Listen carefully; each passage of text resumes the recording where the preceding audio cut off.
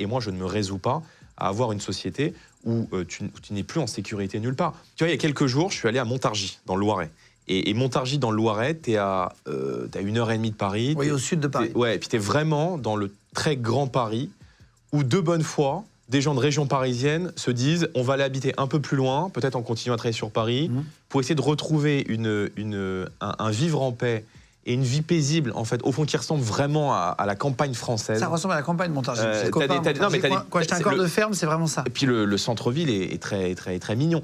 Et tu te dis, mais même là-bas, le centre-ville a été ravagé. Alors c'est marrant parce qu'en fait, tu as toutes les boutiques qui ont été ravagées, sauf le kebab, qu'ils n'ont pas touché. Alors je sais pas. Il paraît qu'il n'y a pas de cause identitaire, il n'y a pas... Bon bref, c'est un peu ce qu'on m'a dit, mais bon bref. Le kebab n'a pas été touché, et tant mieux pour lui d'ailleurs, mais autour, tout a été dévasté. La pharmacie a été carrément... Voilà, la pharmacie a été a brûlé, c'est l'immeuble qui s'est effondré, bon. Et les policiers vraiment ont pris cher. Et là-bas, à Montargis, on parle d'une ville de 15 000 habitants, où les policiers qui étaient sur place m'ont dit, en fait, nous on était là en 2005, certains, hein, pas tous parce que beaucoup étaient jeunes, et il ne s'était rien passé en 2005.